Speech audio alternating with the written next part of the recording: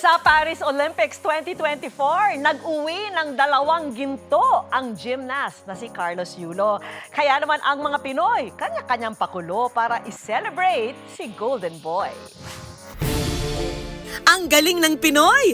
Muling nagdingning sa katatapos lang na Paris 2024 Olympics. Ang Pilipinas nag-uwi ng 4 na medalya. Tig-isang bronze medal para sa boxers na sina Nesty Petesio at Ira Villegas.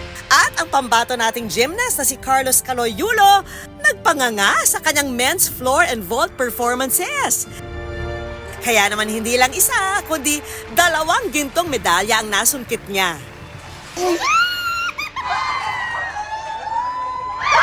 Ang sambayanan napatambling sa tuwa.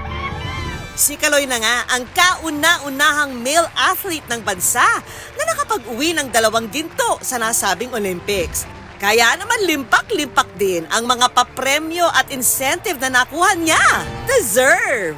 Talaga namang #proud moments para sa Pilipinas. Of course, magpapahinga din po. Siyempre, kailangan ko gumawa ng mga plano po for the next cycle po ng Olympics. Yun po. Ang tagumpay na ito, hindi na nga pinalagpas ng mga netizen. Kanya-kanyang entry sa social media para ipagbunyi si Golden Boy. Ang babaeng ito, naglagay pa ng pulbos sa kamay. Saka tumambling-tambling. At tumalon-talon sa sala, hala sige ate, laban! Sa video namang ito, abay, bumida itong si Ma'am Shi na tila nagbabalansing sa kaputol na semento. Ala, Carlos Yulo.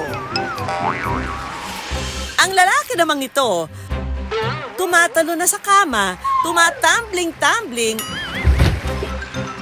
at pumupos pa. Pero para sa mga kapuso nating kapangalan ni Golden Boy, Carlos, Caloy at Carlo, hindi na kailangan ng entry ha. Dahil panalo rin daw kayo dito sa mga papromo ng iba't ibang negosyo. Nariyan ang free upsize ng milk tea. 20% discount sa samgyupsal. Pati mga chikiting, may 30% discount dito sa playground. Bongga!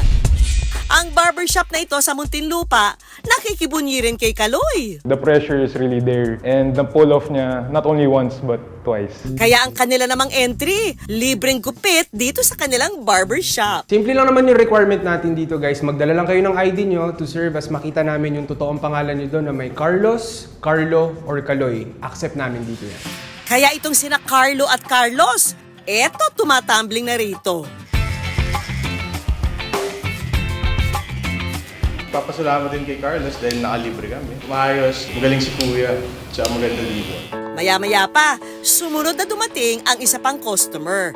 Walang iba kundi si Carlos din. Natuwa po ako nung pagpasok namin kasi libre yung mga Carlos eh. Congratulations po kay Carlos Yulo na nag-uwi ng 2 gold medal para sa bansa natin. Dahil sa pambihirang pagkakataon na nakasungkit ang Pilipinas ng gintong medalya, marami ang gustong sumunod sa yapak ni Golden Boy Carlos Yulo. Tulad na lang ng grupong ito sa Barangay Kupang sa Antipolo na nagpapamalas din ang galing sa kanilang mga uploaded video sa social media. Nagpabitin-bitin at ikot-ikot na para bang mga nasa Olympics din sila. Nag-umpisa lang talaga kami nito, 2 kaibigan ko nung bago mag-pandemic. Nung tumagal-tagal, di namin alam na magbuboom talaga yung balloon burst. Pinapangarap namin dati na ma-interview kami sa mga TV, pero nagbunga po yung pinaghirapan namin dalawa.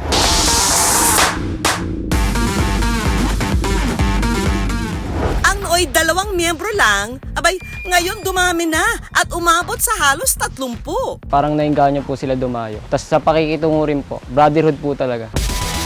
May pagkakahawig man sa sports na gymnastics kung saan nagkampiyon si Caloy, calisthenics naman ang kinahuhumalingan ng grupo. Isang uri ng ehersisyo kung saan ipinamamalas din ang lakas, flexibility at coordination ng katawan. Parehas po silang bodyweight. Ang pinagkaiba lang po nila is yung mga skill, yung mga tumbling, yung mga vertical sa baras. Sa katatapos lang na Olympics, mas lalo raw tumaas ang kumpiyansa nila sa sarili. Nainganyo rin silang mag-ensayo at mangarap na sumunod sa yapak ni Golden Boy Kaloy. Masaya po kami nung nanalo si Carlos Yulo. Balang araw, malay mo, isa sa amin may mag-champion din. Pero kahit never say die sa pag-iensayo, ang problema naman daw, kulang sa sports equipment ang grupo. Ang kanila kasing mga ginagamit, mga pinaglumaang foam lang at do-it-yourself na baras. Madali lang naman po mag-train. Ang kinakaharap lang po ng grupo namin is yung mga equipment po namin na hindi po kagandahan, hindi rin po masyadong matibay. Yun po yung problema po sa amin. Pero kapos man sa mga gamit, ang grupo patuloy pa rin daw lalaban para sa pangarap na tagumpay. Balang araw po sana ay makatungtong din po kami sa iba't ibang competition sa ibang bansa. Dala-dala ang bandera ng Pilipinas. Ang panalo ni Kaloy, para ring kwento ng ating buhay. Basta't buo ang puso at may determinasyon, tiyak na sa dulo makakamit din ang matamis na tagumpay. Salamat Carlos at sa iba pa nating atleta sa bitbit niyong good news para sa Pilipinas.